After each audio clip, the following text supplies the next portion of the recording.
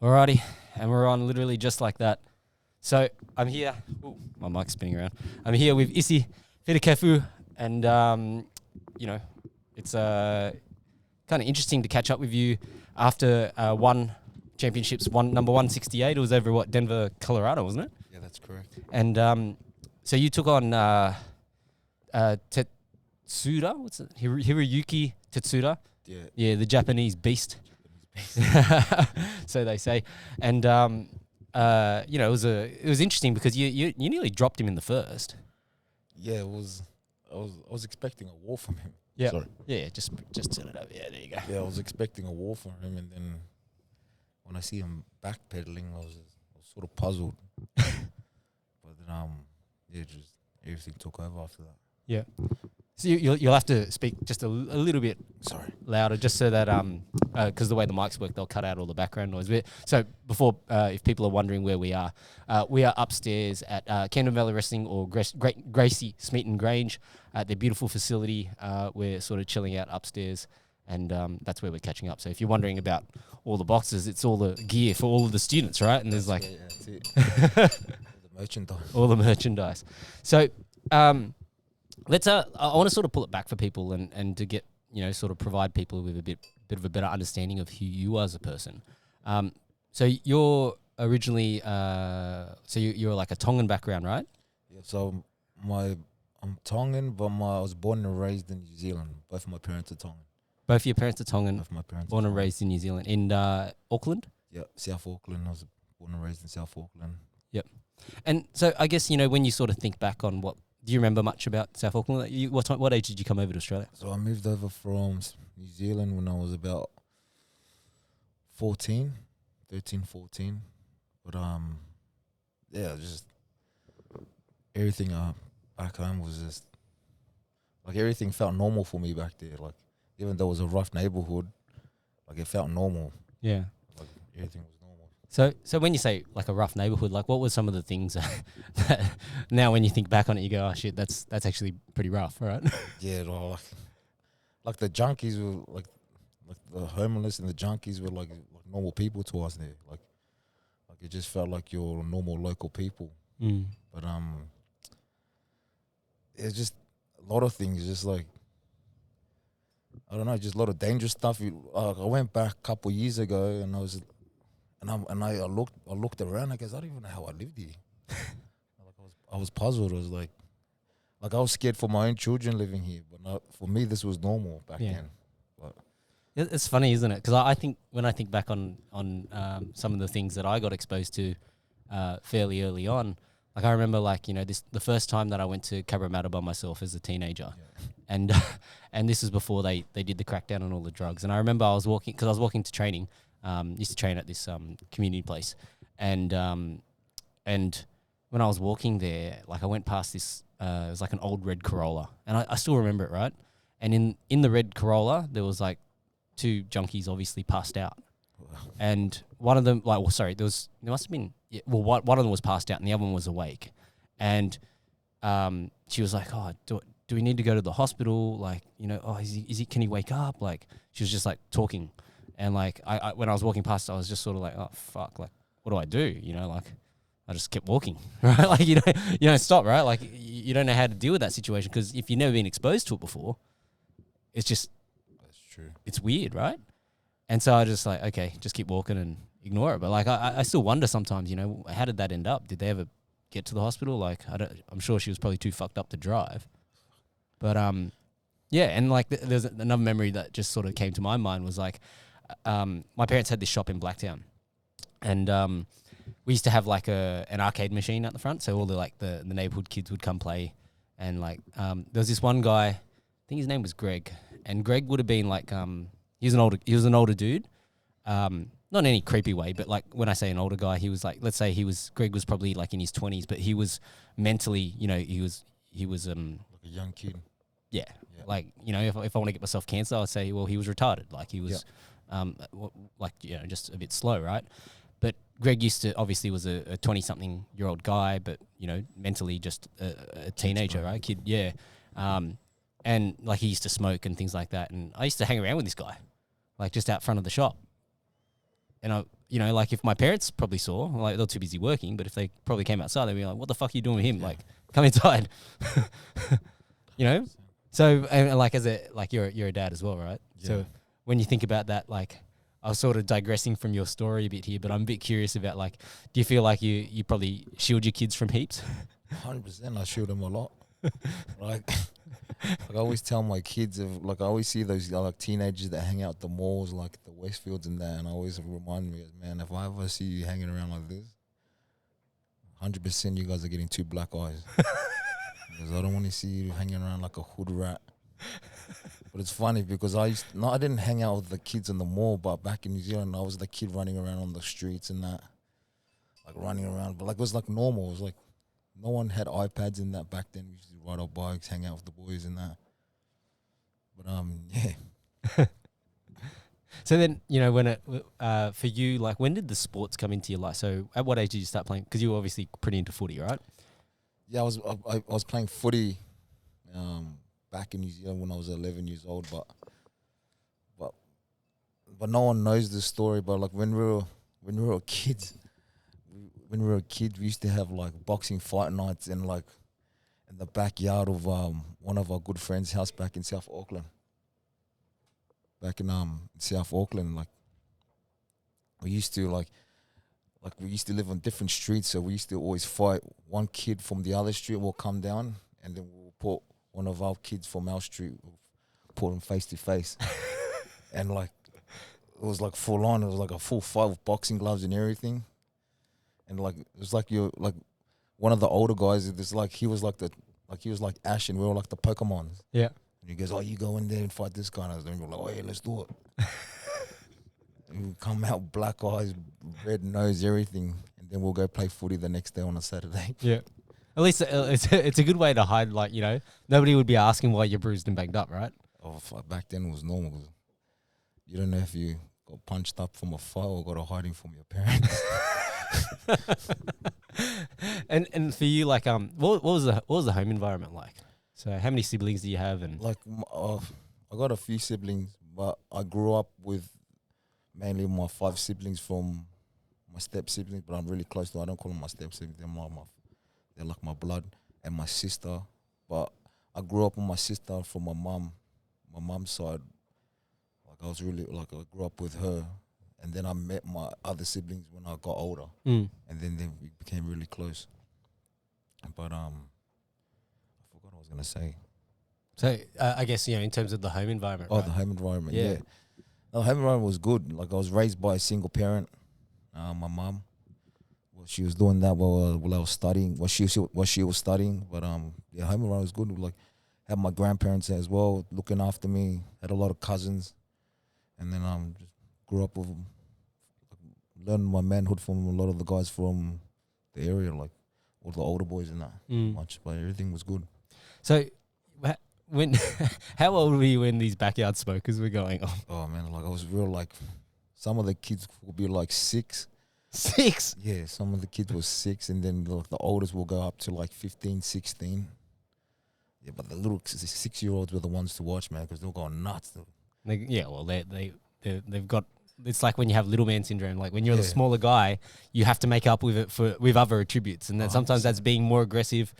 You know, just to try and compensate for how scared you probably are. It was funny as well because like some of the kids they were real competitive and they hate losing. So as soon as they take off the glove, one of the little 6-year-olds will go and grab a rock. Oh fuck! And come back, and they're trying to like throw the rock at him, like, and then we have to try and step in and go, man, the fight's finished. Yeah, wow.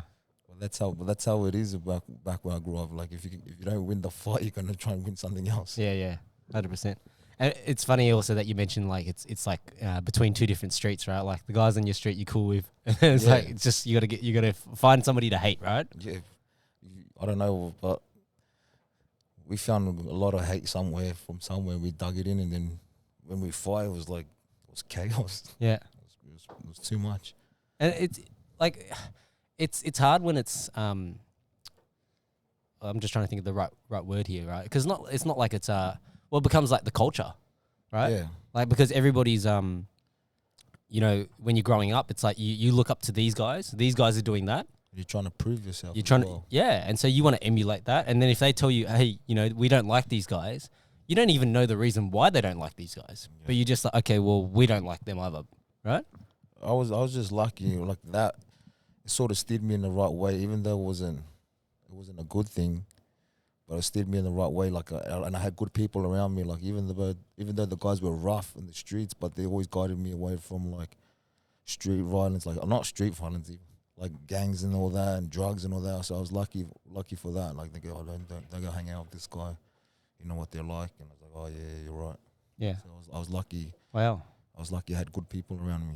That's it. Yeah. Well, I think, you know, even amongst like, you know, the so-called bad, there is always still some people that are going to be good, right? Like, it's just circumstance that puts them into those situations.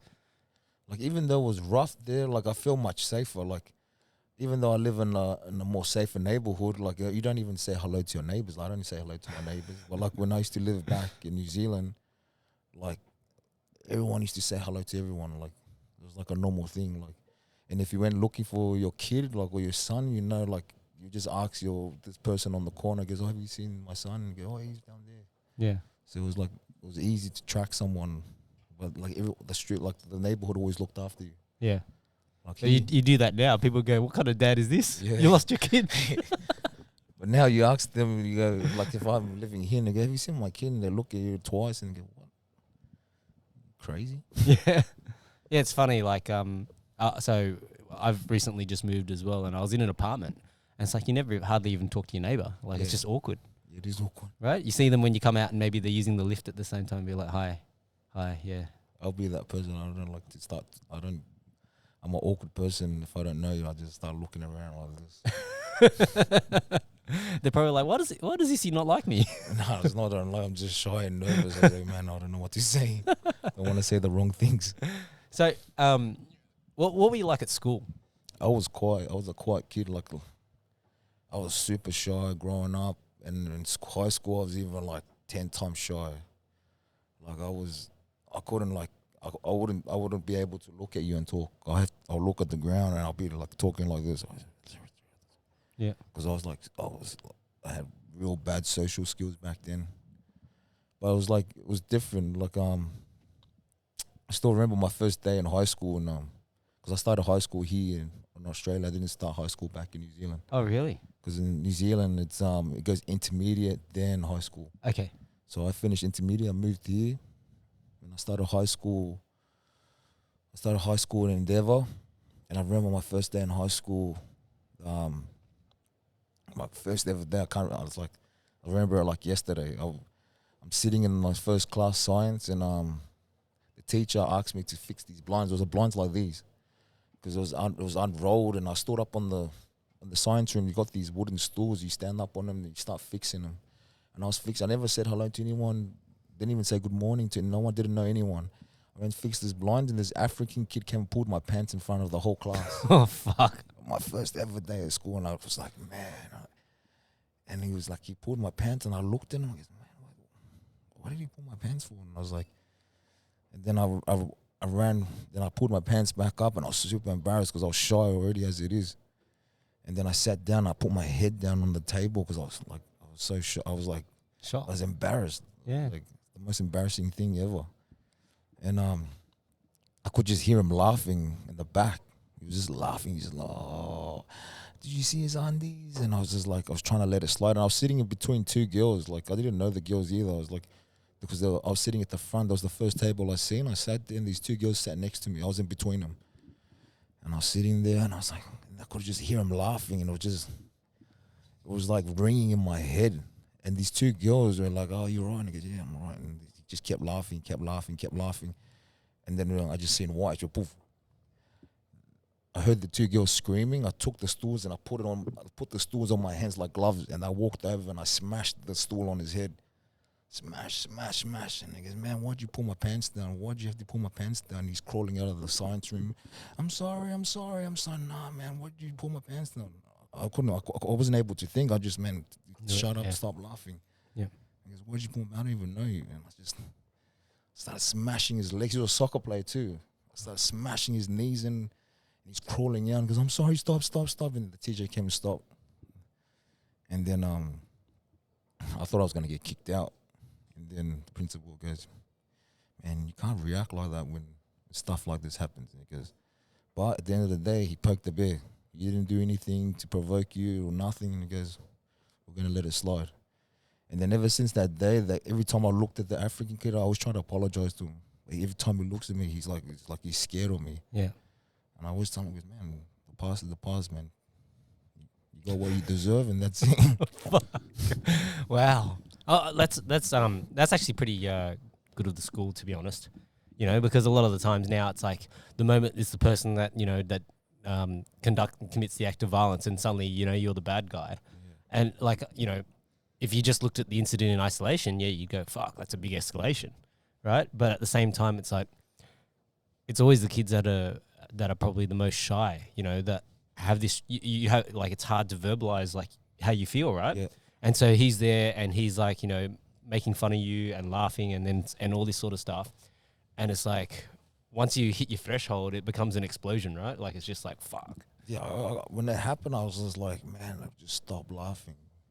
Just stop laughing. And then I was just like, it was like a ringing in my ears. And then I heard the two girls screaming. And it's funny, one of the girls that was sitting next to me is my best friend's wife. No, there you go. Yeah, and she always brings up the story. She's like, "Oh, do you remember when we were in science and you ripped the chair underneath me?" I was screaming. I was like, "Oh my gosh, this guy's gone."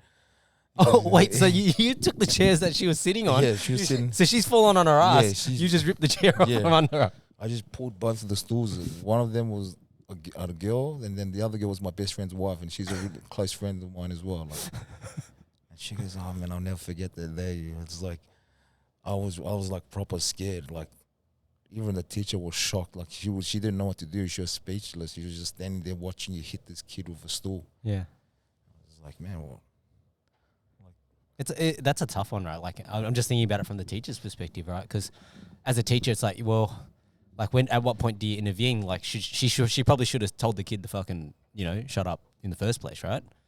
She should have, right? Like it's just one of those things. Like if he's done the wrong thing, like you should have just like ripped him straight out of the class and said, "Hey, you out," And so then that way you can try and de-escalate the situation. But if you just allow him to keep poking and poking and poking, like what do you expect? But I think you learned a valuable lesson, that kid. Because if he didn't learn it then, he probably learned it later a much harder way. Yeah, that's true. He might imagine him doing it to someone else. Yeah, and getting stabbed. Like exactly. That's the reality, right? He got the kind version. Yeah. Well, could he still play soccer? He could. So then, but not for a while. He wasn't. He was limping around for like probably solid 2 months. Oh wow.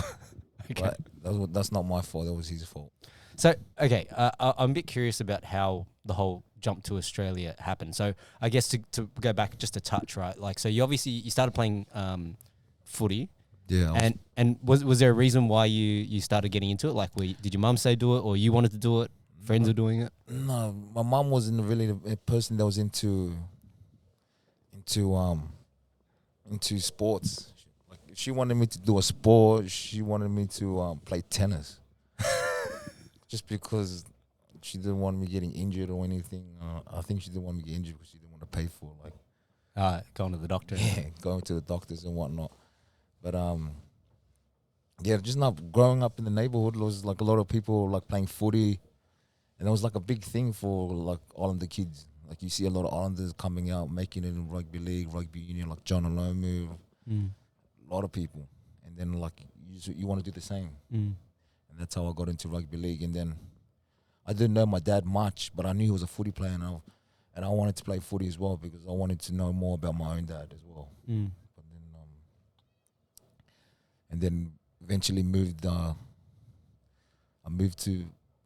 mom moved over. I moved over my mom to Victoria, and then I was getting in too much trouble in Victoria. Like, really? Yeah, like because I was staying in a country town. I moved from South Auckland, and to imagine I moved into a city, into a small country town, and I wasn't getting into trouble like as in like doing bad stuff. I was just getting into a lot of fights in schools. Like I was getting into a lot of fights with the Aboriginal kids and like some of the Aussie kids, because like Islanders was like a foreign thing where I was staying in Victoria. So when they seen someone different, they were like do the same thing. They were like, "Oh, try and poke the bear." Yeah. And then when you poked the bear, I was just like, you know what, I'm just gonna fight my way out. Yeah. And then my mom goes, look,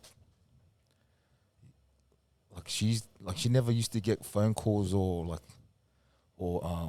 mail saying that I got suspended, because I used to always I'll get to the mail before she even finds it. Yeah. And then I'll rip all the mails, and then the teacher got a hold of her and we had a meeting. She goes, oh, do you know your son's got suspended like 8 times this year? And my mom's eyes, my mom was a woman, but my gosh, she got hit like a man. And when I saw her eyes turn red, I was just like, oh my gosh. And she gave me a hiding in the car park. I'll never forget that. But my mom goes, man, look, you either fix your attitude or you go stay with your dad where you can play some footy. Like, because in Victoria, the rugby league wasn't popular, it was AFL. All AFL, yeah. So I tried playing AFL once and I was just like, nah, this is not for me. And then so I decided to move to my dad after staying in Victoria for a year. Moved to my dad and to give footy a go over there. I'm trying to continue my football career pretty much. Yeah. So then, did you already have people like, you know, looking at your footy skills and scouting you and all that sort of stuff, or did that happen later? That started happening later because I was playing footy and I was just like, everything was natural to me. Like I was athletic bloke, athletic kid. I used to love running hard, tackling hard, and I was fast. And then like, the more I played, the people wanted to come and approach me. And that's how it all started. Yeah. And like, do you remember the first time that happened? Like, how did that feel for you to get like this recognition that, hey, I'm actually okay at this? Like, I didn't really take notice of it because I just enjoyed playing footy. I just enjoyed life. I just used to love playing footy. I just used to love playing with my mates and all that. I didn't really used to pay attention. Like when people goes, oh, this manager wants to sign you, and I was like, and I used to always think a manager like every rugby league team got a manager like your club manager, and that's what I thought by managing. I didn't think anything of it because he wants to sign you, he wants to try and get contracts, and then I just like, yeah, whatever. I just kept playing footy, never pay close attention to it, pretty much. Yeah. So then, what was it like in high school? You know, for you, because you obviously would have played footy in high school, right? Yeah, high school. Yeah, that helped me a lot. That helped me grow up as a man as well. Just having some good people in high school as well, like even my coaches and mentors there. And that's where I met my head coach as well, Alex, yeah. I met him when I was about 16. But so what was Alex doing at the school? So Alex was shout out to Alex Prates. Yeah. Shout out to Alex Prates. This is when they started introducing wrestling into rugby league, and he was one of the guys because Melbourne was getting into it, and then Alex was he was one of the guys that was like helping coaching it, and then he came and done like a workshop at our school, and then he showed me a few things like for footy, and I was amazed, and I was like, man, and that's how I started getting into mixed martial arts because of him, just for learning a basic sit out, learning how to hold a person down, just like little things. Like it was little, but to me it was a big thing for me. Yeah, it was like oh man, it was like magic to me. It was, oh my gosh, but it was good. Did you manage to put a few of those things in play on the field? Like, what did you find to be most helpful? So, I guess of the basic, because you like. Again, you're playing rugby. You're not wrestling, right? Yeah. So it's not like you can go and employ the full suite, but you can obviously, if you're tackling, you can use a single, a double, like those basic things. But the thing that got me the most was just holding someone down, like just a simple underhook. Yeah. If you're on top, you got the underhook. They can't move, and it was just that little thing. From then to now was just like. It's like my bread and butter. I was like for footy, I was just like, man,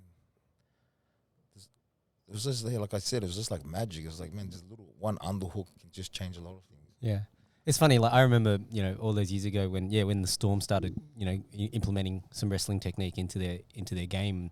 They, like the commentators would always talk about, oh, it's the grapple tackle. Yeah. Right? But then, like, now for where you are when you look back on that, it's like it's so fucking basic, right? Yeah, but you can't, like, one thing with footy players, you can't overcomplicate it with them. Because at the end of the day, they're just like, they're smashing their bodies. You can't just go tell them, do this, do that, do that. You just got to make it simple. You just got to do one little thing right, and that's it. You can't tell them to do too many things. Their job is to run hard, tackle hard. Yeah. And the little things should be, like, simple for them so they can just apply it straight away. Yeah. Yeah. So then when it came to footy, like how far did you manage to go with it? So I got up to SG ball, and then they told me, oh, you got a chance to play Toyota Cup. And then everything changed because they got a new recruitment manager and everything. After this one recruitment manager that made all these promises, and then when this new recruitment manager came, I had to retrial again. I had to trial out for Toyota Cup. And this recruitment manager, he was getting players from the country. I bring all these players from the country, and they'll put them in the trials, and when I mean punishing them, I was punishing them. They'll run straight, and it's like they ran into a brick wall. And when I ran at them, they were tough guys, but when I ran at them, I ran through them, and they were big people. I was a small front rower.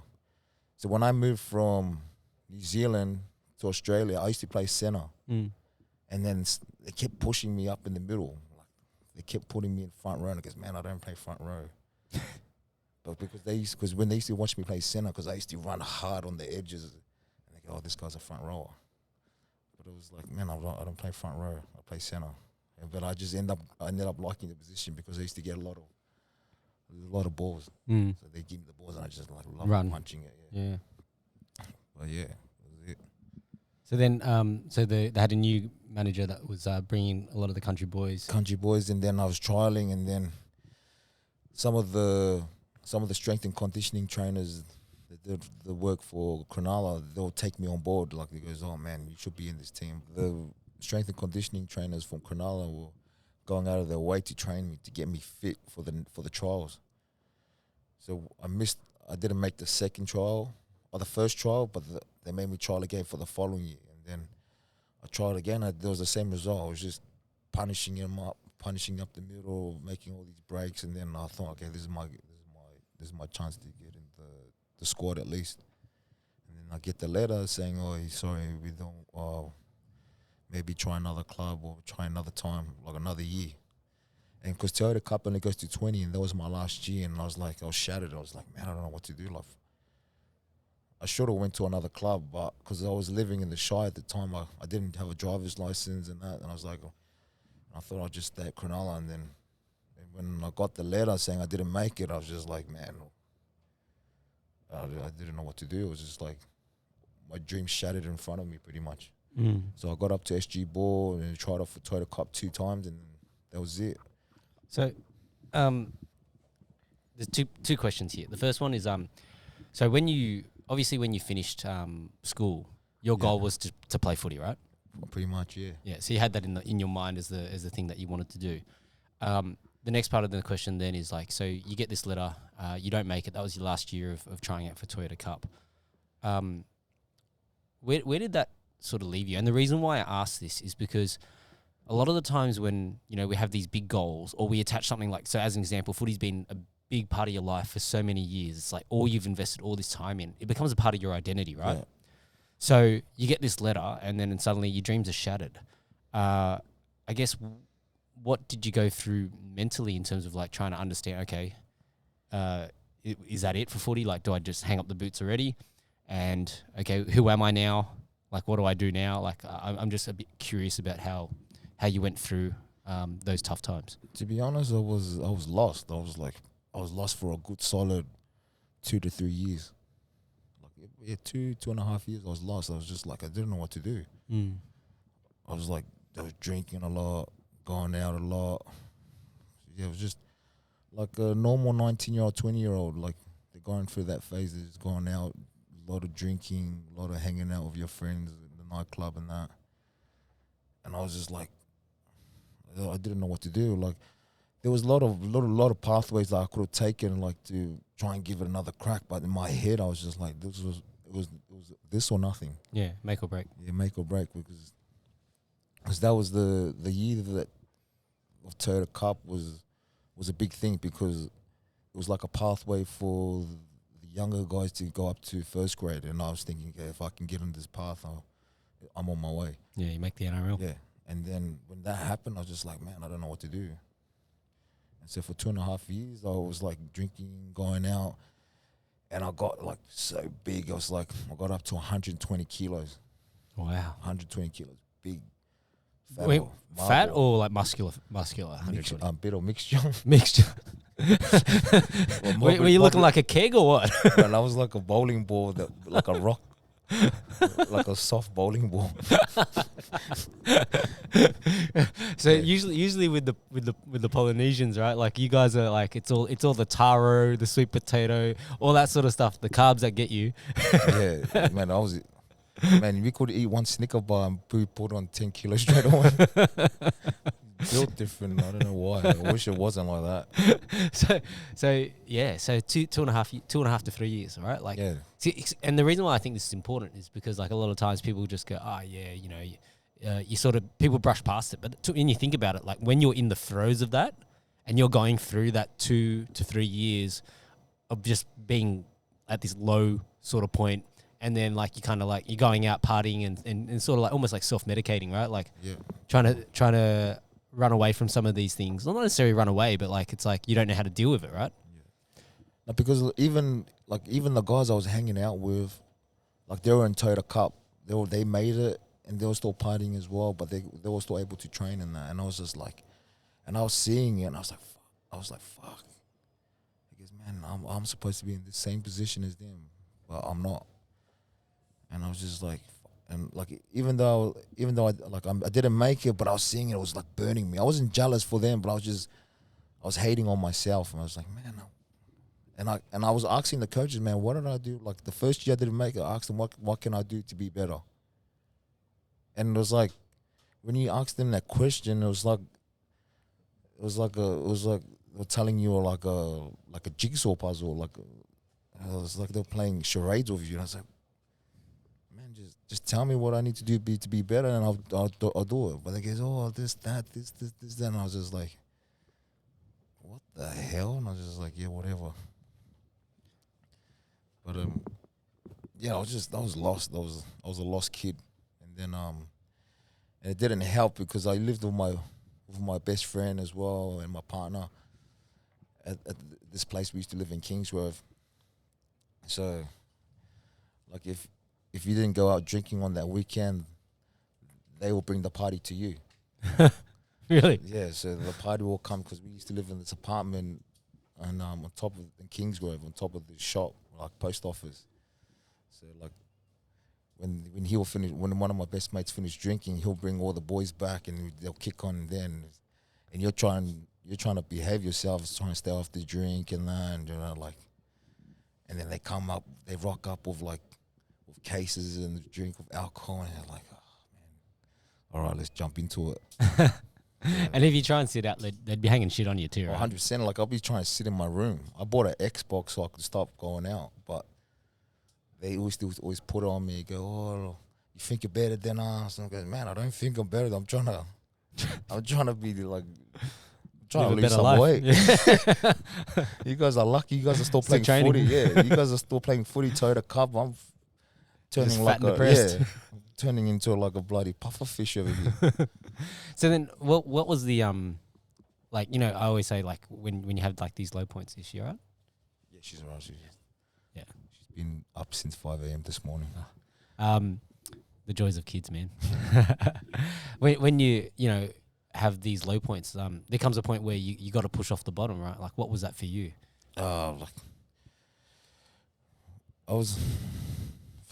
me, it was like I wanted to sign up at a gym, like a Jiu Jitsu gym, and I was so nervous and paranoid and self-conscious of myself because like you don't see Islanders doing Jiu Jitsu back then. You don't see Islanders, so I used to walk up at the time where I was training at was called Roots BJJ in Bexley.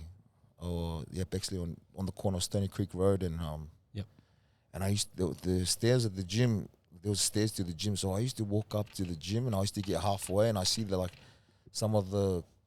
I see a lot of jiu-jitsu photos on the side and some of the jiu-jitsu guys competed in MMA and I see it and I'll get like, scared and I'll just walk back down. I'll come back the next day. No way. And then it was like that for like the next 3 weeks. I'll climb up the stairs and I'll get a little bit higher each time and I can see the mats. Like I'll be looking eye level like this and I could see the mats and I could see people training.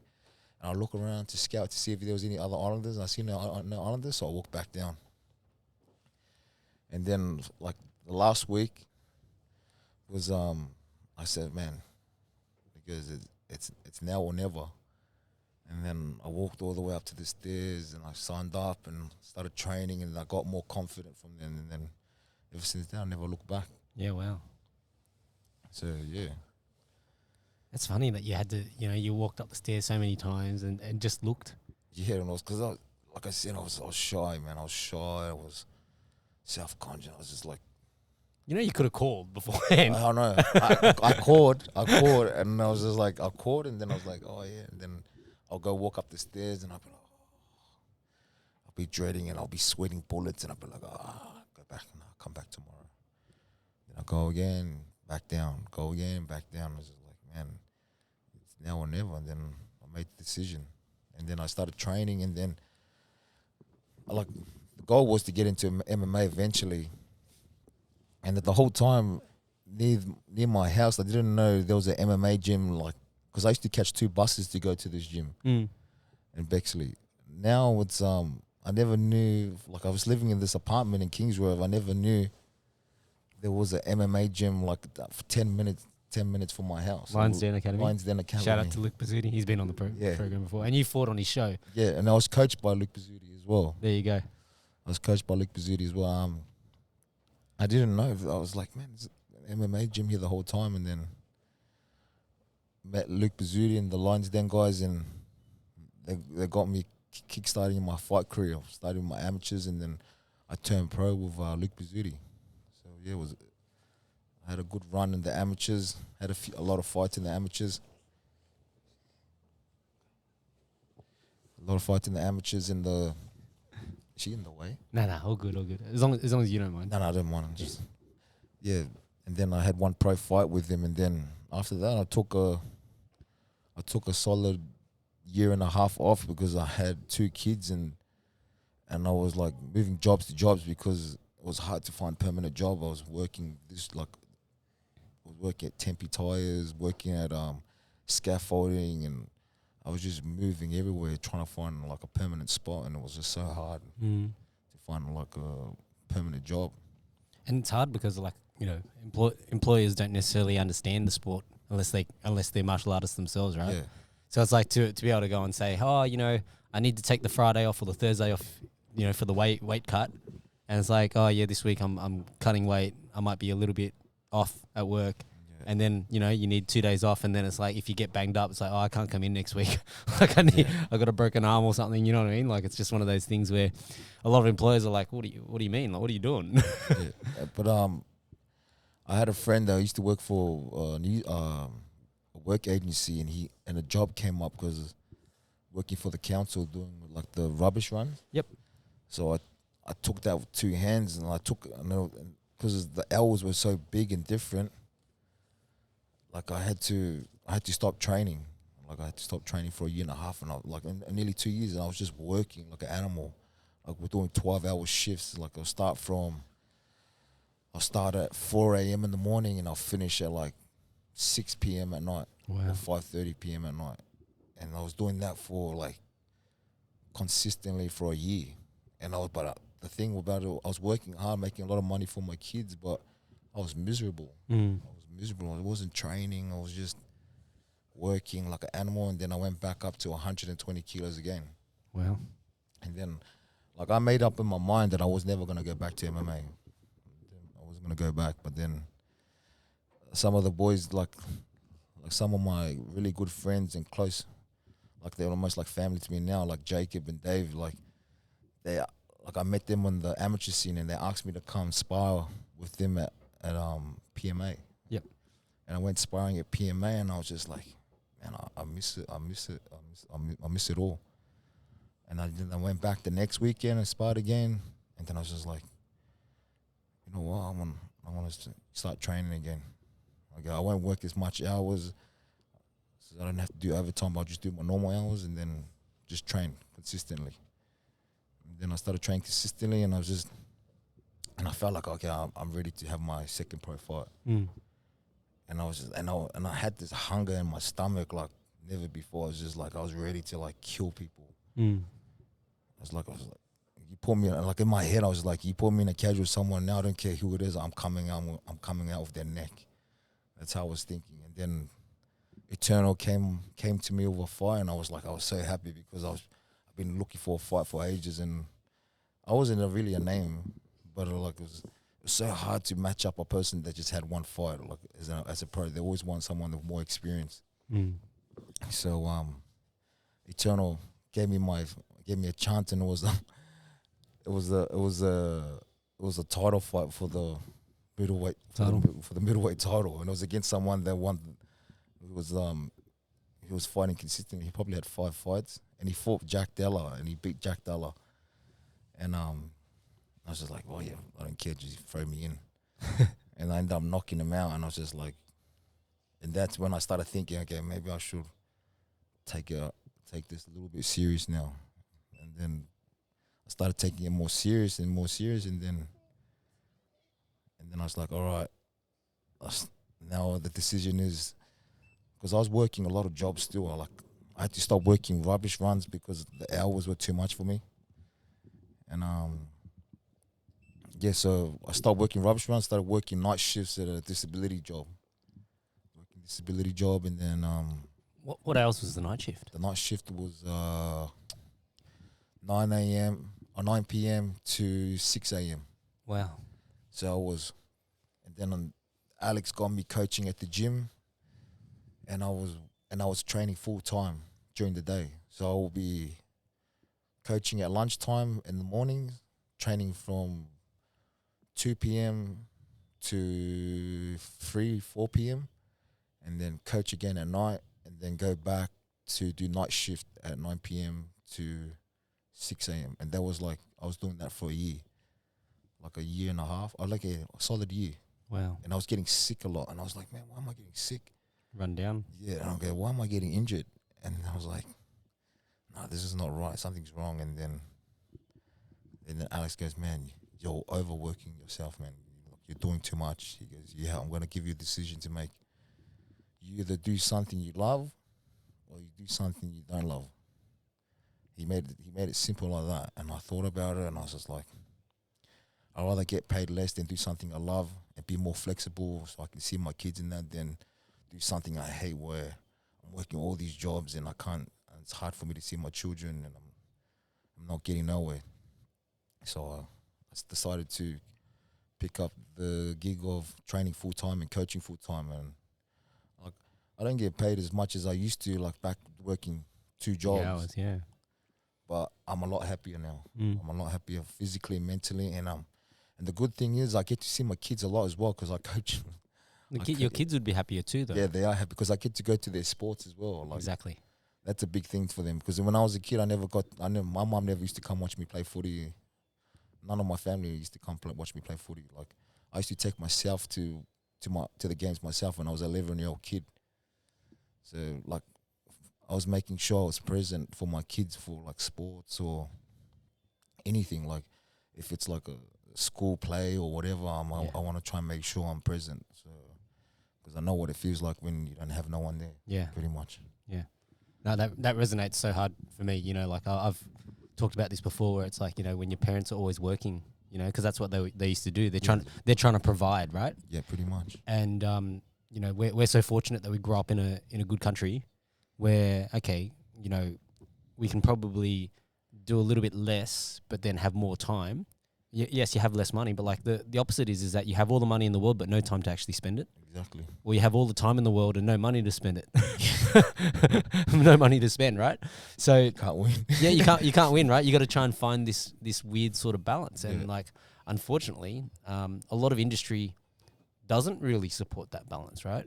And if you get caught into this trap that you need more and more and more, like I used to call them in the automotive industry, I used to call them industry statistics. It'd be dudes that, you know, would run these automotive businesses like what I used to do, and eventually they end up divorced. Yeah. And they end up sleeping with like the receptionist or the aftermarket chick because they spend all their time at work. That same person, Yeah, and like, you know, they never spend time at home with their wife. Like it's funny because like, and I'm curious about, you know, what your partner said about this, right? Because I know for my wife it was like, okay, you know, we're not going to have as much money, but you're going to have more time with me at home, right? Like, what would you prefer? Would you prefer to have me around less and more money, or would you prefer to have less money and me around more? And like, you know, for family, like I know my kids probably, you know, take it for granted now, right? But, you know, like I felt like I missed out so much with my first two because I was just like, you know, always working. And then, you know, when I had this opportunity to take some time off, and, you know, it wasn't planned time off. It was because of COVID and all the other stuff going on. But that's a blessing in disguise. 100%. I think that's why I always have my daughter with me. Yeah. Like she actually likes coming to the gym with me. Yeah. Like, cause even though like she plays with the other kids when I'm training. Yeah. Like she just likes being here. Like even when I'm training, she's screaming my name, Dad. And I'm looking. Oh yeah. And she just waves and just randomly wave at me. Yeah.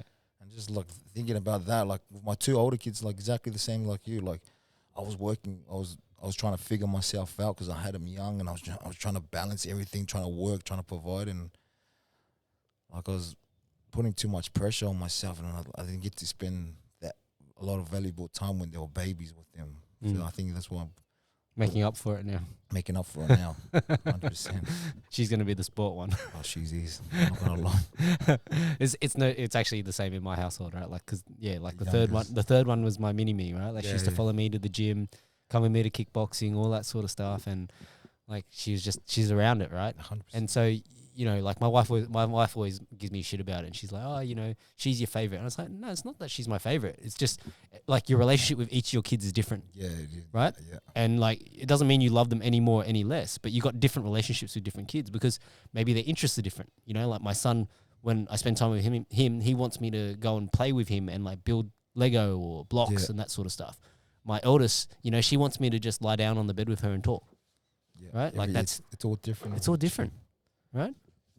So, but that's one of the beautiful things about family, right? Like, you know, so yeah, I guess to go back to what I was going to ask you was like, what did your partner say about it all when you decide, okay, you know, are you going to go full time into this, right? Like coaching and MMA and fighting, right?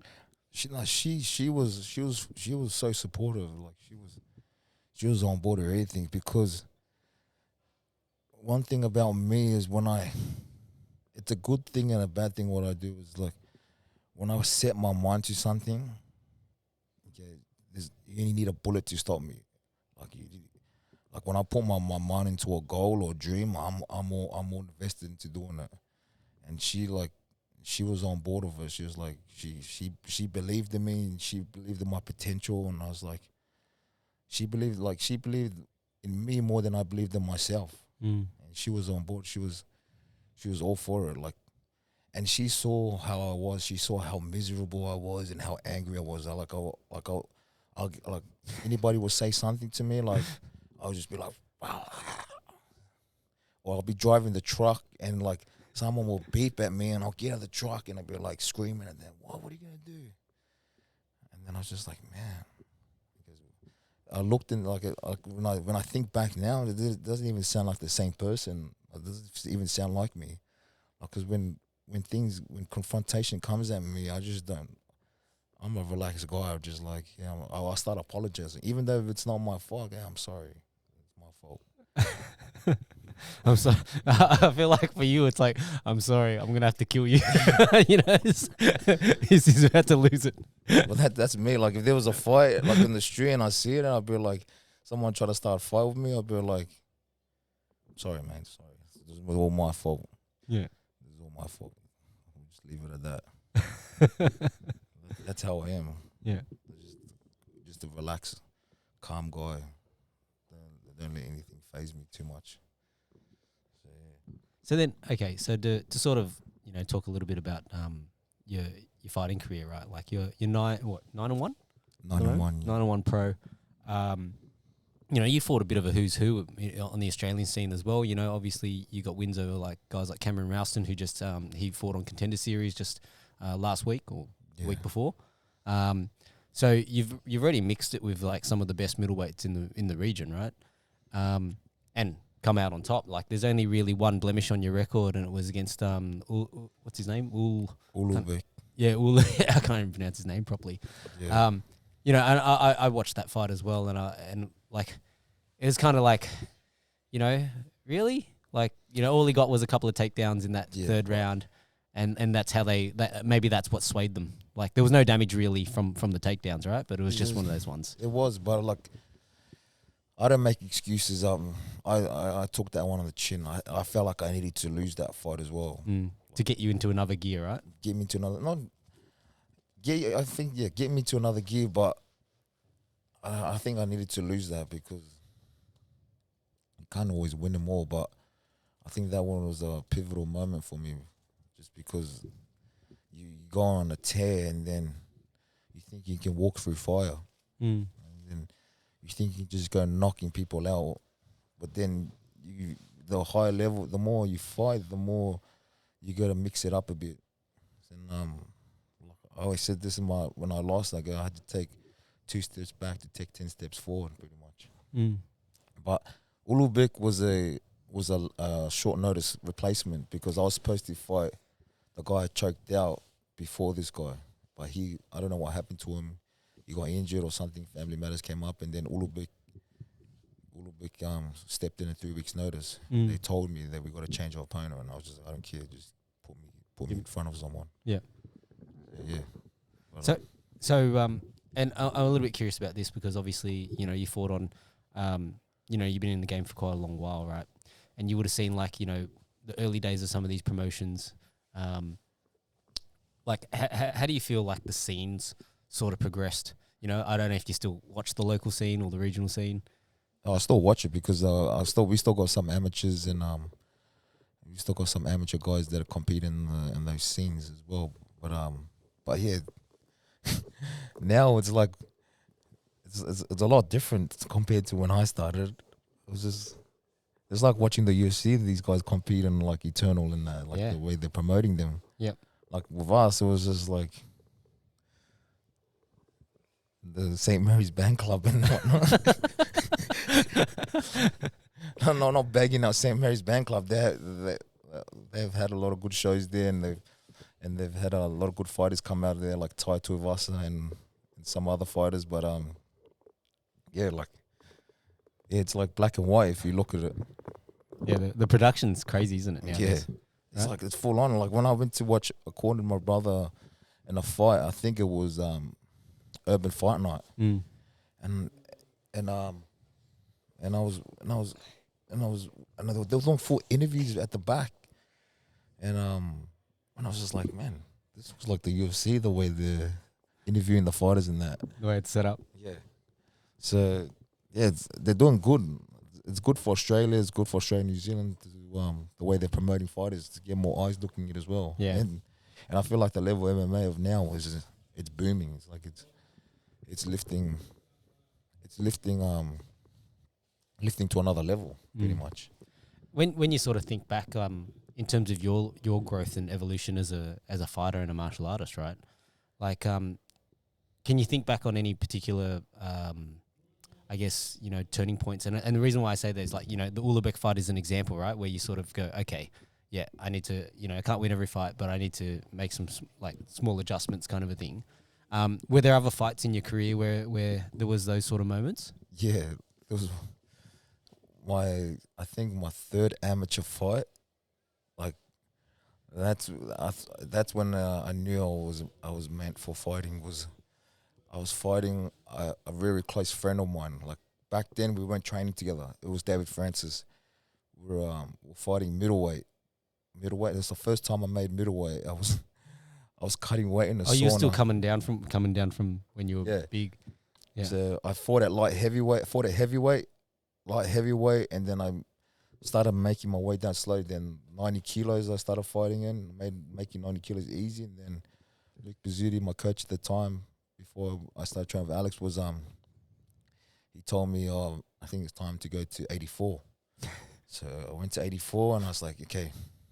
And I was struggling to make it. I was like, oh my gosh, like 90 kilos was easy for me, but making the rest of the other weight come off was hard. And Luke Bazzuti would lock me in the sauna. Him and another fighter, they wouldn't let me out. He goes, nah, man, you got to stay in the sauna to make the weight. And I was like, man, now I got to get out of here because I feel like I'm dying. And I was vomiting like, I don't know what you call it, it's like stomach acid. Yeah, because you hadn't had anything to eat. Yeah, vomiting my stomach acid. And then I was like, and it was a discouraging feeling because you sit in the sauna for like 15 minutes and then you stay out for 2 and then you go back for 15 again. And then you jump on the scale and you look at it and you've only lost like 200 grams. And you're like, what the hell? I eventually made the weight and then I started like eating, drinking, like rehydrating pretty much. And like seconds after, I'll come back out. Like I'll drink cold Gatorade and it'll come back out cold. Yeah. And I was like, what the hell's going on? Your body's not ready for food. So I ended up going to the hospital before the fight. And then I had to get on the drip and whatnot, and then got to the fight. David walked in, and I looked at David. It was like a different human being that walked in.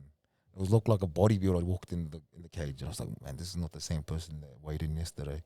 And I was still skinny because my body didn't rehydrate properly, even with the IV. And I was fighting David. We're going, ended up being the fight of the night. We're going toe to toe, whacking. And then, like, he was whacking me that hard. I was just like, it felt like a Rocky movie. It was like, and all I was thinking was at the time I only had my oldest daughter there. Like, my oldest daughter was only born. And all I was thinking was, I guess, man, like, I was just seeing her face. Like, I was getting punched in the eye and her face was flashing. Like, flash. I was like, man. And from that fight, I found a dog in me in that fight, and then ever since then, I was just like, man, it's do or die. I don't know what I was even 100% for that fight because of the weight cut, but I dug deep and I ended up getting the win. But it was like a war. Like I came back home, my nose was sideways, eyes was black. My daughter couldn't even recognize me. She's like looking at me like an alien. My father-in-law was saying, man, I don't think you should do this anymore. Look at your face. Like, this is not right. I don't think a dad should be doing this. And I was just like, I was like, oh, yeah, you're right. But in my head, I was just like, fuck no, I'm not listening to you. And then, from that fight, I felt like it was just, like, you find something deep inside you. Like, it's more than just winning. Like, it was like I said, like a Rocky movie. It's like you see like Rocky's trainer saying, do you want it? Or do you want it? Do you want it? And I felt like that was my Rocky moment. And then ever since then, I never looked back. I fight more than just wanting to win. I want like not just win. I just want to beat the person up and be the best pretty much. Do you find that for you, it's almost like you got like these like it's like flicking a switch, right? Like the difference in the mentality that you have to have. 100%. Yeah. And we, I was talking about, when we jumped on the Batuta podcast and you're talking about the mindset, right? Like, and this is something that resonates for me. It's like, if you're going to go and walk into the cage, it's like when you say goodbye to your kids, you say goodbye like it's the last time you'll ever see them, because that's potentially what could happen, right? You don't know if you're going to come back. You don't know if you're going to come back brain dead. But if you go there half-hearted, it's not going to be good for you. So that's why I believe it's do or die. You go in there like it's your last day. And I always tell my brothers this, and I think my brother doesn't understand this yet. Like I always tell him, like when he fights, he's still amateur now, but like, okay, man, when you go in there, it's like you go in there like it's your last day on this earth. And because that's how I think. Because he always asks me, "What's your mentality like? How do you think?" I go in there, I say goodbye to my family, like I'm never seeing them again. And when I've got that on my mind, then I know I'm 100% locked in, because you have to shoot me to stop me. Yeah, that's how I got. You've made peace with your decisions. Yeah, I made peace with my decision, but I'm willing to die in there. Like some people just say it, but I'm proper. I'm for real when I say this. Like I'm ready to die in there. If I die in there, I'm dying there a happy man, because I'd rather die there like that than like from being sick. Mm. But You know, and tell me if this is the same for you. Like when you're doing that, like you're saying goodbye the night before you go away, right? And you're looking at your kids. And the reason why I say this is because, you know, like I said, it resonates to me. So when I was doing it, it's like you feel like this profound love for your children that you wouldn't, like, you know, you sort of take it for granted on a day-to-day basis. yeah. But when you say a goodbye like that, like, because you really don't know what could potentially happen, and you just, you know, because you want to be at peace with it. When you say a goodbye like that, it's like, fuck, you know, I love this person so much, right? And so it's like, you know, you want to do everything in your power to make sure you come back, right? But you also got to be at peace with, okay, you know, just know that, okay, if daddy doesn't come back or daddy's not the same, that daddy loves you. Yeah, my son kills me, but because I got 2 girls and 1 boy. My oldest daughter, and then my youngest is a girl, and my son's the middle.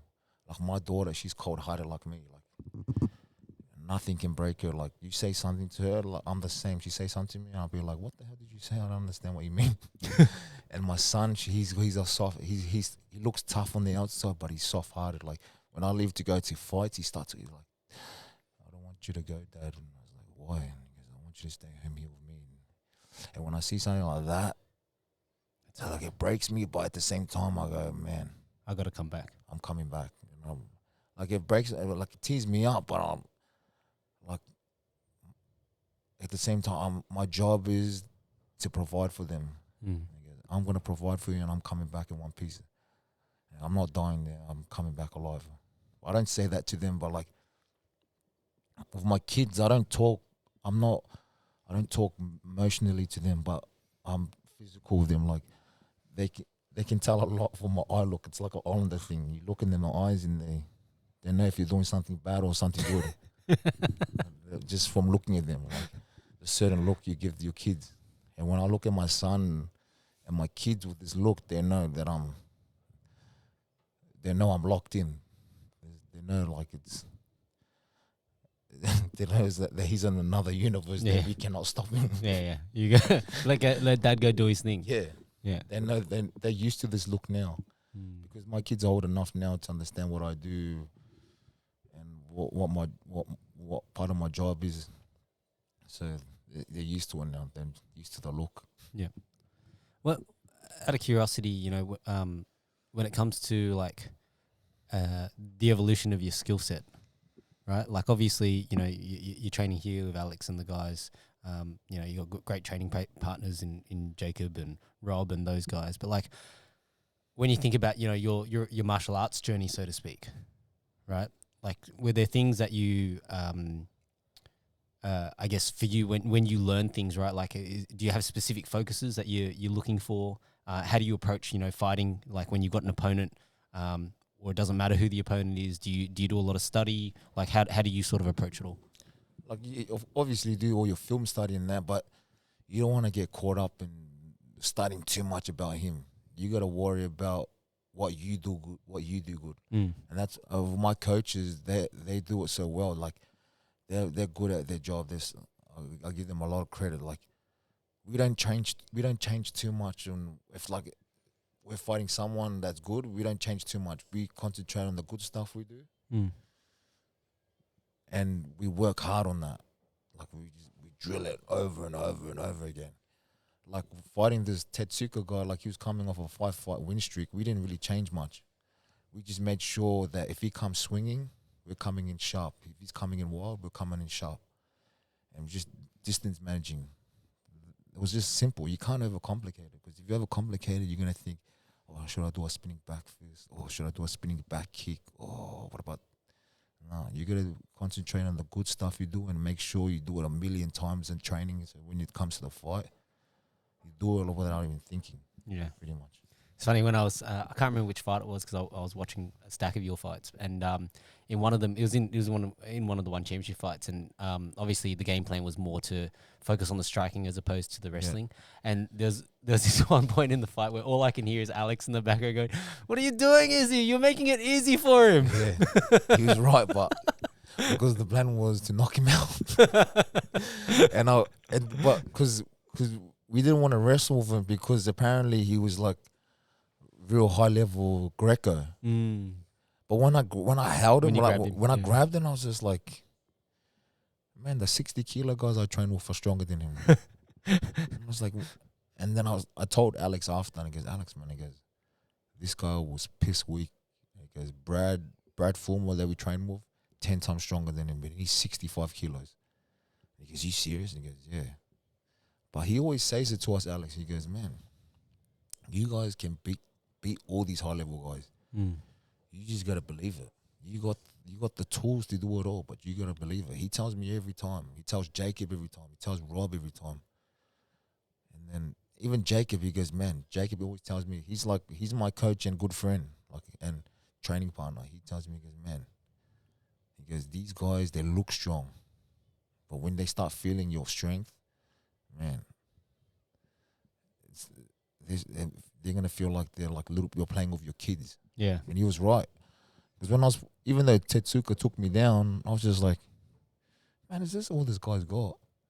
Man, I felt like I was on my mats here training. Like the training here I do here with these guys was like 10 times harder than the fight. I was just like, man. And like I said before, like I came to terms that I was going to die in here, and then he gives me that, and I was just like, I was scratching my head. I was puzzled. I was like, what the hell just happened? I felt like it was I felt like it wasn't even a fight because like it didn't come out. I came out with one little scratch. So yeah. So that's a good thing. It means you're ready to go again. Yeah, I know, but I wanted blood. You always want blood though. I know, but I wanted my own blood as well because I wanted, like the guys that were interviewing me, they goes, how do you feel this fight, or how do you see this fight going? And I told him, I looked him straight in dead set in the eyes, and I go, it's gonna be like a car crash.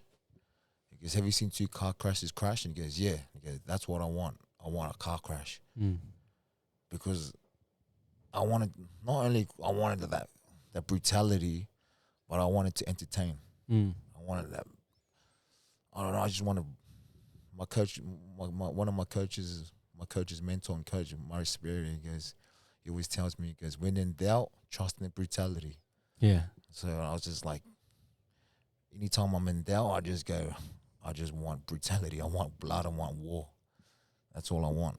It's funny, like in a lot of like those army style combatives training, where they're talking about self defense and dealing with like attackers with weapons and things like that. Like aggression is probably one of the key things that they use to overcompensate for any lack of technical ability, right? Like you just got to, like, whether it's like, and it's funny because like most people, when you think about self defense, like you get this weird sort of McDojo vibe of people saying, "Oh, poke the eyes and grab the nuts," right?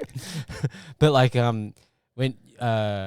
like in some of these combatives things, it's like they're literally like, no, elbow in the throat, like elbowing the throat, like trying to like use your forearms and like just trying to isolate that particular arm that's got the weapon and doing that sort of shit. Where it's like you're not really thinking about, okay, I'm going to isolate with a Kimura grip or something like that. It's literally like, I'm going to be more aggressive than this guy, and I'm going to counter his ability to use this weapon with like this, it's still aggression in check, but like, it's like, you really have to overcompensate for. It's like saying, do this, hip escape, grab the wrist, do this technique, but at the end of the day, you just go rip the guy's arm off. Yeah. That's how you got to be. That's why Alex is a good coach. He doesn't overcomplicate things. He goes, oh, grab the wrist, do a forward roll before you do this. He just goes towards you. He goes, rip his arm. And when he says rip his arm, he goes, oh, it is. It's that simple. Just rip his arm. Yeah. Rip it. Yeah. Like in that last round in the fight, because the altitude in Denver was heavy. Like I didn't believe in it until I felt it in the last round. I was like, man, my legs are like jelly. And I was like, I was pushing it. And then what got me even more G'd up was Alex was screaming. He goes, this is your kid's money. This is your kid's money. And I was like, fuck. I'm thinking all the bills in my head. And again, my kids need this money. This guy needs to die. I don't know how I'm going to win, but I need to put this guy down and I need to punch him. Even if I got nothing left, I got to still do something. And he's screaming, your kid's money. This is your kid's money. And I was just like, yeah, this is my kid's money, man. I'm going to bite this guy's ear off. Should I bite his ear off? Tyson style. Yeah. And then when the fight finished, I was G'd up from Alex, and I walked up to Testuka and I go, I can't afford to lose this.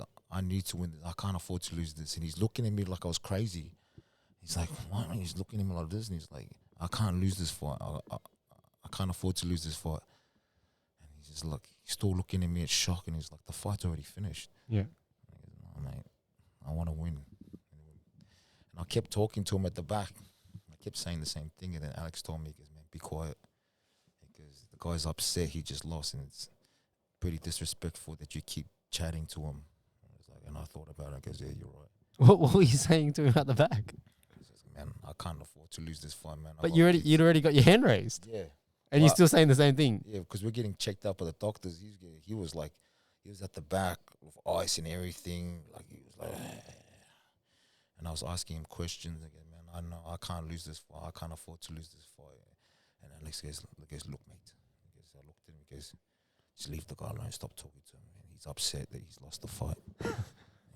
You're rubbing it in his face. And I thought about it, and I goes, yeah, he's right. That's pretty disrespectful. But that's just my code. Like, that's my nature. Once the fight's finished, I'll talk to you and check if you're right.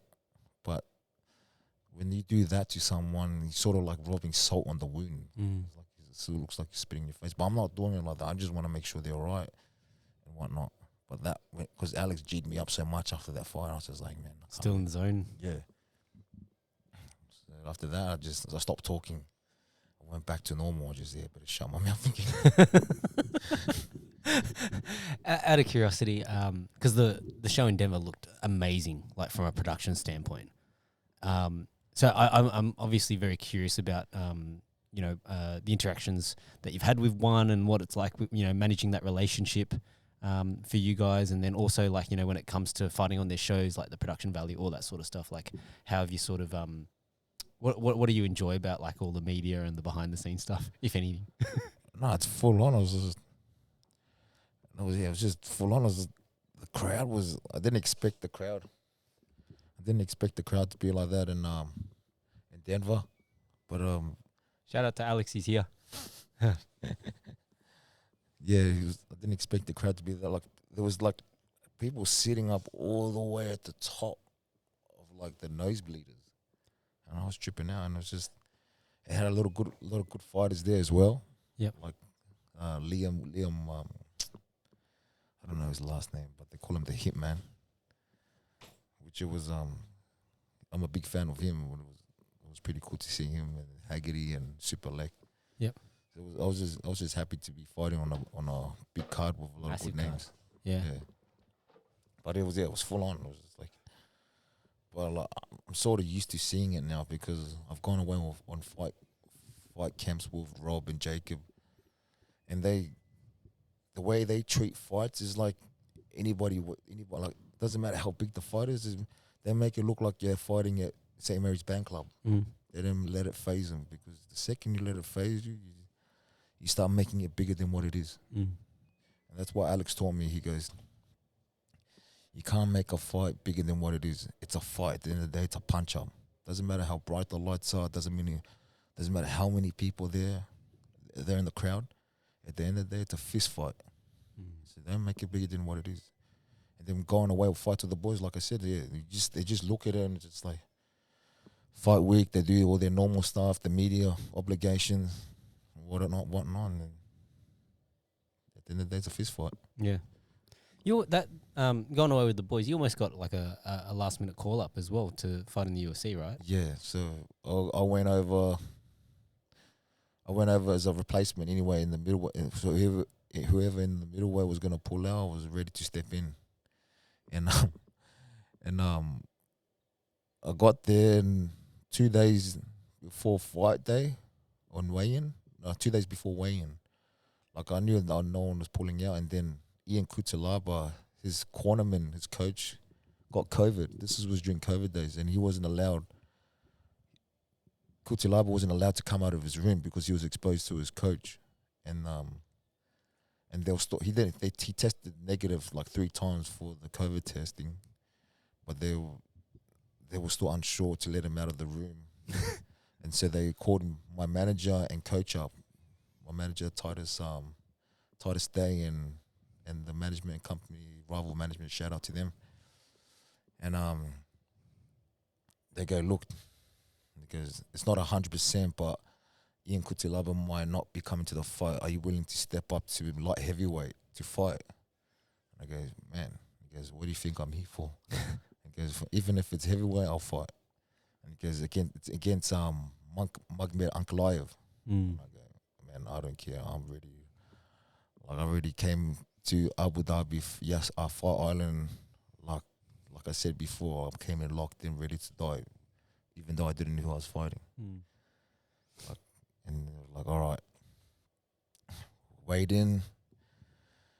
Then the official weigh, the official weigh-in, weighed in, and I had to eat because I was like 87 kilos, and I had to eat like I went to the all-you-can-eat buffet in the island, and I was eating. I was like, man, and I weighed myself the next day, and I was only like 89 kilos, and I was like, oh my gosh. And then I kept drinking water, got up to 90 kilos. I was like, all right, weighed in, and then we're waiting. I'm sitting in my room waiting. I was like, I'm waiting by the phone because I'm gonna need to know. But it's like you're going through mixed emotions because you don't know if you're fighting, you are fighting, what the hell's going on, and then eventually in Kutilaba it ended up turning up to the fight, weighing in and whatnot, and then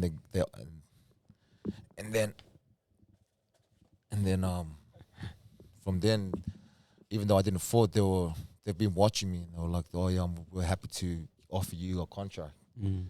And I was like, oh yeah, thank you. And I got the contract, and I was getting ready to debut against a guy named Daucha, a guy from Cameroon, Mm-hmm. and at middleweight, at my natural weight. And then I had 4 weeks left of training camp, preparing, and then because the guy was a judo guy, and so the boys were attacking judo throws on me. I had an underhook, and the boys were attacking judo throws on me, and then they did a judo throw, and my arms stayed still, and my body went, but my arm didn't. I tore all my ligaments in my elbow. Wow. And then and then I thought it was just the jarred arm. And then I was like, oh no, I'm all right. And then the coach said, no, rest, stop. And then I came back the next day, and we were wrestling. And we started wrestling, and then the coach wanted to wrestle with me, and I was like, yeah, we'll wrestle with you. And then he started grabbing my arms. He started ripping it like this, pulling it, and I was like, ah. And he goes, no, you're not fighting, mate. I was, why? He goes, we'll get the scans, and then we'll go from there. But I think you're done. I think it's not good. Because I'm pulling your arm, and it's wiggling. It's like He can feel like it's loose. But we were just hand fighting wrestling, and he was pulling it, and I was like, oh yeah, we'll get the scans. And I was just like, I'm still fighting. And then got the MRI, and he goes, yeah, you ripped all your ligaments. So we had to pull out of the fight, and then after we pulled out of the fight, a few weeks after, like man, sorry, we have to let you go because they were signing a lot of middleweights at the time. Because we can't keep you on because of this and that, whatnot. And I was like, at the end of the day, like I was angry, but at the end of the day, you got to think it's a business as well. Yeah. If you can't provide work, you got to find someone else that can. Yeah. And then, if you're not up to the job, right? Yeah. Like, and not for any other reason other than injury, right? Yeah. Yeah. And then I was like, yeah. I was angry for like probably a week. And then I thought about it. I was like, man, you can't blame them because it's a business. They need someone that can work. And if you can't work, then we have to say goodbye to you. So did you have to have surgery on the arm then? No, luckily, because it's a ligament that can heal on its own. Okay. So I had to sit in a brace for like ages. And then after I let it heal, then I had to do all the rehab for it. And then once it was rehabbed and all that, I was looking for fights in the local scene, and it was just so hard to find anyone to fight. No one wanted to fight. Asked for this guy, asked for that guy, and I was like, because I was hungry, and I was like like after they let me go, they put more fire in the belly to try and get a contract again. Yeah. And one championship came to me like 2 years before the UFC offered me a contract, and we said no because my goal was to get in the UFC. And then after someone put their hand up and got a fight, I won the fight, and then one championship come back again, and then we sat down with the coaches and go, look, what do you want to do? Which fight was that? The fight on Rogue? Or? Yeah, on Rogue. Okay, for the Rogue title. So they approached me again, and I was just hungry. I can't just be sitting around waiting for fights. Yeah, of course. So I go, man, I'm happy to go here. We do what we need to do, and then if they want to keep me still after the etc. amount of fights they want us to do, then they'll keep us. But if they don't, we keep winning all these fights, putting on a show, and then hopefully the UFC comes back again. Yep. But ever since that we've been fighting and haven't looked back. So when it comes to I suppose it's probably your team that like Titus and the Royal management team that looks after most of your fight deals, right? Like when it comes to like your opponents and things like that, do they liaise with Alex and yourself to go and say, you know, we've got this offer or that offer? Yeah, pretty how does much. it work? So they get the rival management get the fight opponents and the deals, and then he talks to Alex and they discuss it, and then Alex comes to me and then he tells me, well, this is that, and they ask me, what do you want to do? And I'll just go, man, point the finger at someone, I'm ready to punch him. I got to ask you this because I'm a bit curious. You know, the nickname Doxz. Where does that come from? Is there a story behind that? There's a story. There's a story behind it. Like, in Tongan, the word Doxz means brother, and Doxz is short for the word called Tokoua. So Tokoua is like means like how you going, brother? Like, you know how everyone says, how you going, brother? It's like that. Yeah. And there was this Aussie kid, he was a friend of mine. His name's Rodney Coates, and he used to, at high school, he used to always like scream my name, like from one side of the what do you call it, the foyer in school, and I'll be sitting the other side of the foyer, and he'll be like, Isi Doxz, Doxz, Doxz, Doxz, and I'll be like, yeah.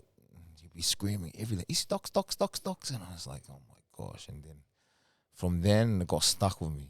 They started going with Isi Doxz, Doxz, Doxz, Doxz, and then it went Isi Doxz, Doxz, and then they went Isi Doxz. And then that's how it got stuck with me. Really? Just like that? Just like that. Wow. And and then the name stuck with me since. Everyone thought I was like a doctor or something. Yeah, well, like it's just it's different, right? Like, yeah, you know, sometimes it's like an abbreviation of the surname or whatever. Like it's nicknames are always one of those ones where, and it's like I get it all the time when I do like ring announcing. Like I'll go around and ask, you know, you got a fight name, you know. Yeah. So and then sometimes it's like the corner like trying to G up the fighter, and they set it up, and it's like Punisher. You sure you want this name? And it's like you're gonna own it. Execution. So it's always funny when you get, you know, some of the names that you get, like you know, one of the funniest ones I had to yell at was CTE. it's probably not the nickname that you want. Like if you're getting hit in the head a lot, right? CTE for a fight name. Because you don't know if you're gonna get it or he's gonna get it. Yeah, that's right. So it's definitely been a bit interesting from that. Okay, I guess one last sort of topic, because I thought, you know, we had a little bit of a chat about this, but you know, when you came up to, when your mum said to you, you know, oh, you can go live with your dad, and then that was like a whole strange experience for you, right? Like, because at the end of the, I don't know if you don't want to talk about it. I'm happy to talk about it. Yeah. So I guess, you know, and I've gone like way back, like probably an hour's worth of the conversation to go back to this point, but it just I thought it'd be interesting to talk about, right? So, you know, you're getting in trouble at school. Your mum gave you a hiding in the car park, and it's like, go live with your dad. Yeah, she's like, man, it was not. It was not. It was either go live with your auntie in Melbourne. She had like 12 kids, or go live with your dad. And I was thinking, sleeping head to toe with 12 kids in the room. And I was like, I think I'll take the risk of go staying with my dad. So, do you remember what it was like? Like, so did you have to call your dad and say, "Hey, Dad, I'm coming to stay with you," or had like? Oh, it was just like my mom called him and spoke to him, and it was just weird because I never used to call him Dad, and he used to ask me to call him Dad. Oh, wow. I used to call him by his first name. Yeah. And I used to be like, and he goes, "Just call me Dad," and I was like, "Oh yeah, Jimmy." What do you say, Jimmy? He's like, "Oh, just call me Dad," and I was like. And it was hard for me to call someone that because I never had a dad. I grew up single parent, and I was like, dad was like a fond word for me. And I was just like, and living with him was like, it felt like I was sharing a room with a roommate. Because he sometimes when I was living with him, because he was young, like he was doing bodybuilding and he still looked young. And I was in high school. He used to always tell people I was his brother. Wow. So you could have, I think that he said that so you could pick up more girls as well. Because he was a personal trainer as well, and he was going through a divorce with his ex-wife. But yeah, it was just super weird living with him. I couldn't get along with him living with him. Like he used to go off at me over like little things. Like we stayed in a 1-bedroom apartment. I slept in the lounge room. He slept in the room. And he used to be like, is there something wrong with you? And he's like, what? He goes, man, do you know how to like, I forgot to change the toilet paper, like the roll was empty. Yeah. And it was just like, he was going off at me or something small like that. And I was like, Wow. And in my head, I was just like, man, just let me punch him in the face. Just let me punch him in the face.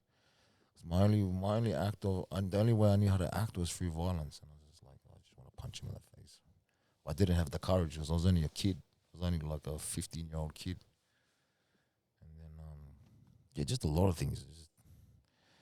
And then the final straw was he went to Tonga on a holiday. I went, like this was during Christmas. I went to stay at my mum's. I always used to go back to my mum's for Christmas. And the final straw was I came back from Christmas. He left me at the house, the apartment with no food, no nothing. Like nothing. Like no food. How old were you? I was 15. Oh, so you went. And my mum lived in Victoria, and I was just like left nothing. Like, and then my mum was like, she was like sending me money, like not even sending me money. She was getting family to come drop off food to me. And that was the final straw. And I was like, in my head and my heart, because this cunt doesn't give a fuck about me. Yeah. Then I went and stayed with my auntie. She was not even my auntie, but she took me in as family. Like, she was a good lady. She was a cousin to, because I was close with my dad's ex-wife, like, cause with my brothers and sisters that I'm close with now, or that I was close with before and now. It was her cousin. She took me in to come live with them. And I was so grateful for that because, like, they came from a tight-knit family, and even though I didn't come from, I came from a bit of a broken family, like they still accepted me as family, and and their dad was like treated me like one of their own, so which was good, which I enjoyed. Yeah, it's one of those things where, it's there's always when through hardship, there's always a blessing there as well. It's to be able to have some gratitude for the people that have helped you and have been good role models. Yeah. Throughout all that, right? 100%. And then likewise, it's also helped to inform you as a dad. In terms of what kind of relationship you want to have with your kids, right? 100%. Yeah. Like I want to grow with my kids. Like, not grow up with them like they're my brothers and sisters, but like I want to grow up with them so I don't know. Like I don't know how to explain it. I can think it in my head, but I can't express it. I'm not the best person to fully explain. Yeah, I think it's like you want to you want to express all the aspects of being a dad, right? 100%. That means like, you know, going to see their sport and their plays or what their school activities. You know, one day it's going to be, you know, walking your daughter down the aisle. Yeah. You know, like it's having those conversations with your son and like being able to like I think that share in his interests and like help him to like, you know, whether it's like a little bit of advice or just being a sounding board for them. I think that's one of the best things about being a dad, because my son, like when I look at my son, I look at me as a fragile kid back when I was young. Like I have no one to tell me what to do in the footy field. I only had myself to tell something. Like I had myself to talk to get me going. Like I'm happy. Like I'm so blessed now that my son. Like I tell him, yeah, man, what the hell, man? Your sister can make a better tackle than you do. She goes, no, you can't. No, you can't. Yeah, yes, you can. But he doesn't take it as bad. What do you call it? Like bad. an insult. Yeah, he doesn't take it as insult. He takes it in like he reminds me a lot of myself. He takes it in and then he uses it. He goes, all right, if my dad says he's gonna tackle like a girl, I want to tackle this next person like a man. And sometimes it works bad because like sometimes when I watch my son tackle, he's physical and I'm like, oh man, like he runs, like he puts his body on. Like he's only 9 years old and he's built like me, but like a kid. But he just, when I say, like I sit on the field on the sidelines with him and I say, he goes, I always do this to him, and he goes, he knows what this means. To him, that means he's tackling with his fingers. I call it spirit fingers. He goes, oh, you're doing the spirit fingers. You like tickling people when you tackle them. He goes, no, I don't. No, I don't. And then when they come back on, when he comes back on, the next person runs, he just runs and he puts his whole body, and I get scared. Chops him. Not even chop him, like he puts, like, because he wrestles, he knows how to double leg and spear tackle, and he's just like, and he's physical, and I'm just like, and sometimes the kid is on the ground crying, and I feel bad for the kid. I was like, oh. And then the coach goes, what do you say to him? I goes, what do you mean? He goes, when you talk to him, it's like someone's possessed him. I just go, oh. I say, do you like tickling them or tackling them? He says, is that what you said? I goes, yeah. He goes, man, you should say it to all the other players too. He goes, nah, and he can say to this kid, it's my son, before the other parents start complaining about it. That's a beautiful thing, man. Yeah. Like, honestly, it's like to be able to have like that kind of a relationship with your kids. Yeah. That's what I think. That's what I mean by growing up with them. Like, yeah.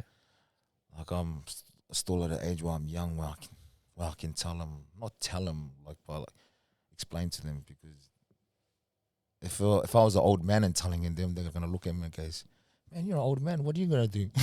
Well, even so, like, you know, when I think back of when I was young, like I don't remember a lot of like, you know, those moments with my parents. Yeah. You know, you don't really think about it, and that's part of the reason why I love doing this, is because like this is like a little snapshot. Like one day when they're older, they might listen back to this, and then your son's he's gonna be like, fuck, I remember when Dad used to tell me about spirit fingers.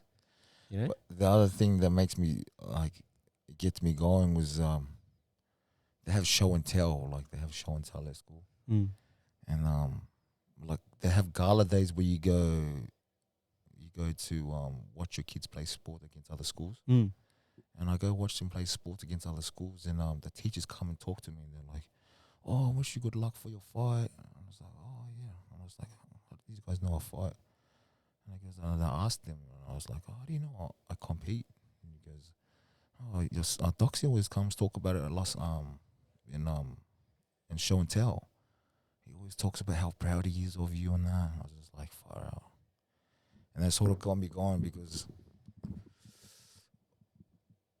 when you're a kid, you always wanted a dad to be, you wanted to be proud of someone. Yeah. And when I seen that, when I heard that, I was just like, fuck. Sort of broke me a bit. No, bro. Like, you know, especially when you think about like your own relationship with your own dad, right? Yeah. You know, and like there's that you know, and this is me speaking out of school, right? But there's probably a part of you that's that, you know, 10-year-old, 15-year-old you that's just like, well, like, who are, like, where were you? Yeah. You know, I was doing all these things, and I want you to be proud of me. I want you to fucking love me, Yeah. right? And like, you know, he wasn't there, right? And so that then leads to like this resentment factor of like, you know, well, fuck you then, Yeah. right? And so, you know, when you are able to have that with your own kids, and you see how much they admire, how proud they are, how much they love the fact that they have this superhero of a dad, right? And this is for any dad. Like, it doesn't necessarily mean that just if you're a dad that's a fighter, or if you're just a dad that's going to work and working hard for your kids, man. To your kids, that you're still a superhero, right? 100%. That's the glory of being a dad. Like, that's not the glory. That's the fucking beautiful thing about being a dad. Yeah, it was like, when I heard that, I was just like, man, like, it was just weird. I don't know how to explain it, but I was like, I thought about this when I was a kid. I was like, I want to be a dad that I wanted to be, like, That you wanted to have. Yeah. I wanted to be a dad that I wanted to have, and now that I have the opportunity, I'm trying everything in my power to be that dad. Like, Honestly, man, that makes you a dangerous man to face in the cage. You know, like, because people always talk about, you know, you're either fighting because you don't have enough, or you're fighting to protect what you got. 100%. Right? And, you know, that's why it's like, you know, for especially when it goes two ways. Like, I think there are guys, you know, like myself, when you have kids, it's like you don't want to compete anymore because it's just like, I feel selfish about it. Yeah. Right? But then there's other guys that's like, well, this is what they do. Right? And I've been blessed with a life where I've done so many different things, so I don't need to do that. Right? And but, like, you know, when it's your way of providing for your family, it's a totally different story, man. You guys have so much more to fight for. I think that's why I'm willing to die in there, because I'm willing to die for mine. That's why when I've accepted terms, I don't see it just as a selfish way that I'm ready to kill, like, I'm ready to do or die. I'm like, I'm ready to die for my family, die for their honor. Like, Yeah. Not just for myself, but I don't know. I always put things in my head, like even when I was fighting in the Australian circuit, like when I used to go fight in Melbourne or Brisbane, I used to always think, it sounds stupid, but I used to always put in my head, I'm like, this guy's took me away from my family, so I'm gonna make this guy pay. I don't care.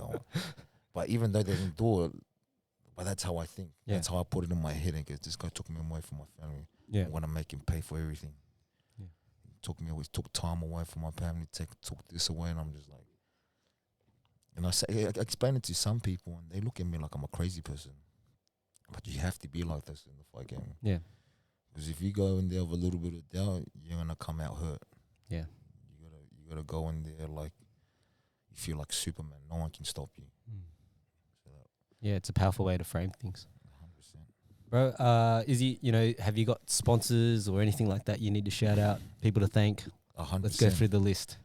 Shout out to my Toko, Aaron Wilderson, A1 Services, and shout out to Engage with always looking after me, and shout out to my gym, Gracie Smith Grange in Camden Valley, and shout out to Doyle Boxing and SRG Muay Thai Boxing. And shout out to the team. Beautiful. All right, thanks everyone. Oh, if people want to find you, how do they find you? Isi Doxz. DOXZ, yeah? DOXZ. There you go. ISI. All right, thanks.